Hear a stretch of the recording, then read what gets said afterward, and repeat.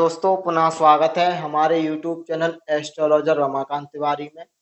जिंदगी में दोस्तों हमें तीन चीज़ों की बहुत ज़्यादा ध्यान रखना चाहिए। पहला है हमें सहना चाहिए, दूसरा है समय पर कहना अवश्य चाहिए और तीसरा है शांति से हमें जरूर रहना चाहिए। दोस्तों, यदि आप इन तीनों बातों का ध्यान रखते हैं तो आपका जीवन बहुत अच्छा व्यतीत होता है। तो दोस्तों, आज मैं बात करने वाला हूं उच्चगत राजयोग। क्या आपकी कुंडली में कितने ग्रह उच्च के हैं तो राजयोग होगा कि नहीं होगा? तो उन्होंने पुस्तकों के माध्यम से मैं अध्ययन करने के बाद आप सभी के सामने उपस्थित होता हूं। तो मैंने पुस्तक में यह पढ़ा हुआ है, यदि कुंडली में 3 से 4 ग्रह या 4 से 5 ग्रह यदि आपकी कुंडली में उच्च के हैं, तब भी आपकी कुंडली में राजयोग है।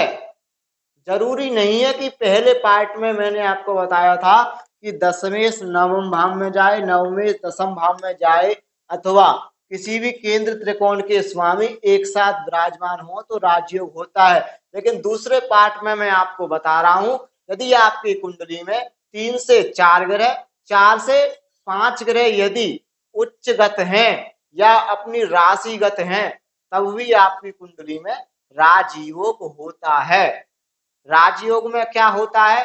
पहले के समय में राजा होते थे, लेकिन प्रेजेंट के टाइम में हम देखें तो राजयोग को राजनेताओं की संगत वाले परिवारों से जोड़ सकते हैं। जैसे कि इंदिरा गांधी का परिवार, इनकी कुंडली में किसी भी कुंडली उठा करके देख लीजिए, सभी की कुंडली में आपको कोई ना कोई राजयोग अवश्य मिल जाएगा।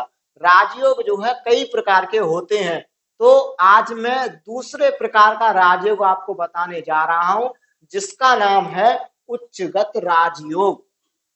तो देखिए, कुंडली में यदि आपके 3 ग्रह उच्च के हों अथवा 4 ग्रह उच्च के हों अथवा 4 ग्रह से ज्यादा 5 ग्रह उच्च के हों, तो आपकी कुंडली में राजयोग होता है। मान के चलिए गुरु आपकी कुंडली में उच्च का है, कर्क राशि में गुरु उच्च के होते हैं, सूर्य मेष राशि में उच्च के होते हैं, चंद्रमा वृष राशि में उच्च के होते हैं, शुक्र मीन राशि के उच्च के होते हैं। अगर आपकी कुंडली में मान के चलिए बृहस्पति, सूर्य और चंद्रमा ये तीनों ग्रह उच्च के हों, तब भी आपकी कुंडली में राजयोग होगा। अगर आपकी कुंडली में 4 ग्रह भी उच्च के होंगे, तब भी आपकी कुंडली में राजयोग माना जाएगा। यदि आपकी कुंडली में 5 ग्रह होंगे, तब भी व्यक्ति को राजयोग माना जाएगा। अर्थात व्यक्ति राजा के समान जिंदगी जीने वाला होता है। उसके पास अच्छी खासी गाड़ी प्रेजेंट टाइम में, अच्छा खासा बंगला, अच्छा खासा पैसा, अच्छे खासे नौकर, यह सारी चीजें उसके पास उपस्थित रहती हैं। और यह राजयोग तब ही घटेगा जब हमारे केंद्र में अथवा त्रिकोण में 3 से 4 ग्रह या 4 से 5 ग्रह उच्च के होंगे, तब ही। शुभ ग्रह होने चाहिए, शुभ ग्रहों की दृष्टि होनी चाहिए, लेकिन यह बात का विषय है वो क्या फल करते हैं, जिस जैसा भाव ग्रह का रहता है वो उस तरीके का फल करता है। लेकिन जो सूत्र हमारा है वो यही है, यदि आपकी कुंडली में 3 से 4 ग्रह, 4 से 5 ग्रह यदि उच्च के हैं, तो आपकी कुंडली में पूरा पूरा राजयोग घट रहा है। अर्थात आप राजा के घर में पैदा हुए हैं या आप खुद ही राजा बनने वाले हैं, राजा के समान आप जीवन व्यतीत करने वाले हैं। तो यही आज का दूसरा पार्ट था राजयोग का, उच्चगत राजयोग, जो मैंने आपको बहुत अच्छे तरीके से समझाया है।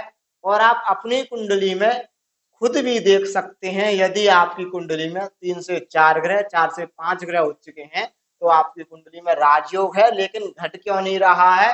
घट इसलिए नहीं रहा होगा, यदि मान के चलिए गुरु पर जो है, गुरु उच्च का है और गुरु पर जो है शनि की दृष्टि जा रही है, यहाँ से शनि यहाँ पर बैठ करके जो है अपनी एक दो तीसरी दृष्टि से बृहस्पति को देख रहे हैं, तो शनि की दृष्टि खराब होती है, अर्थात राजयोग आपका घटेगा, लेकिन वह शनि क्या करेगा, बहुत मेहनत कराने के बाद राजयोग हमारी कुंडली में जागृत होगा, अर्थात हमको उसका फल मिलेगा। उसी प्रकार से यदि मान के चलिए आपके सप्तम भाव में जो है चंद्रमा उच्च का है और वहीं से जो है राहु आपका लग्न में बैठ करके चंद्रमा को देख रहा है, अर्थात ग्रहण दोष लग रहा है। चंद्रमा राहु का आमना सामना होना चंद्र ग्रहण दोष माना जाता है।